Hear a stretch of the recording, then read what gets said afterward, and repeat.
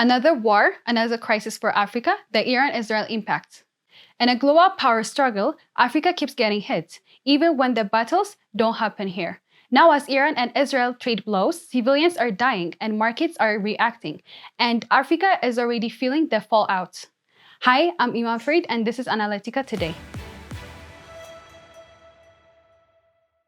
From COVID-19 to the war in Ukraine, from Gaza to the Red Sea, Africa has been shaken again and again by crisis it didn't start. Now, as Israel strikes Iran's nuclear sites and Iran retaliates, the world is bracing for escalation, and Africa is bracing for impact. Let's be clear, this conflict has already claimed lives in both Israel and Iran, and our thoughts are with those affected. But this war also threatens to deepen the vulnerabilities of millions far beyond the battlefield, especially in Africa. Oil prices are spiking. Red Sea trade routes are under threat, currencies are tumbling, and nations across the Horn of Africa are already on edge. So why should this matter to you? Because in a world of rising tensions, Africa often gets caught in the storm with few tools to protect itself. Let's break down what's happening and what's at stake. This week, Israel launched coordinated strikes on Iran's nuclear and military infrastructure, reportedly killing high-ranking commanders and scientists. Iran responded by firing ballistic missiles at Israeli targets. Markets panicked. Oil jumped 7 to 10% in a single day.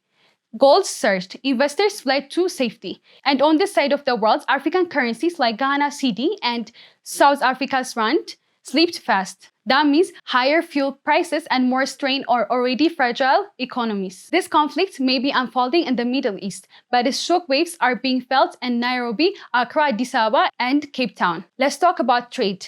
The Red Sea is one of Africa's most vital lifelines, but it's now a growing war zone. Iranian-backed Houthi forces have already attacked vessels in the region. And with the Iran-Israel war heating up, Maritime Security is rapidly deteriorating.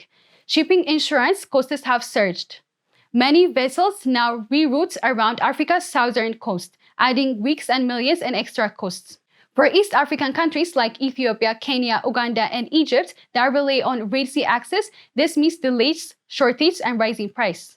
Tea exports to Iran and Pakistan, crucial for Kenya's economy, are under threat, and governments across the region are being forced to make tough decisions again. Politically, the divide is deepening across the continent. South Africa has condemned Israel's strike, calling them a violation of sovereignty. Meanwhile, countries like Sudan, where UAE-backed factions hold sway, appear more aligned with Israel's allies. The war is not just driving up prices. It's testing alliance and exposing the fragility of Africa's geopolitical position. This is not new. Africa has long borne the burden of faraway decisions. When COVID-19 hit, West Africa's GDP shrunk by 1.5%. When Russia invaded Ukraine, 29 million East Africans faced hunger from grain and fuel shortages. And when the Gaza conflict reignited in 2023, Houthi attacks made shipping through the Red Sea more expensive and more dangerous. Now another front is opening. These are not isolated incidents. They are part of global pattern, a pattern that leaves Africa exposed, dependent on imported fuel, priced out of global food markets, caught between rival powers, vulnerable to inflation, debt, and disaster. These are the stakes long before a single missile lands near African soil. What's happening in Iran and Israel is a crisis that deserves global attention. The impact will reverberate across the globe, and Africa will once more suffer disproportionately economically, politically, and socially from a war it did not start and cannot stop. It's not about picking sides. It's about recognizing that every global exploitation, literal or financial, shakes this continent harder than most. So what now? Africa needs more than thoughts and prayers. It needs insulation strategy, unity, and a stronger voice, because these wars may be far away, but their consequences are all too close. Thanks for watching Analytica Today, and if you find this video interesting, hit the like button and don't forget to subscribe.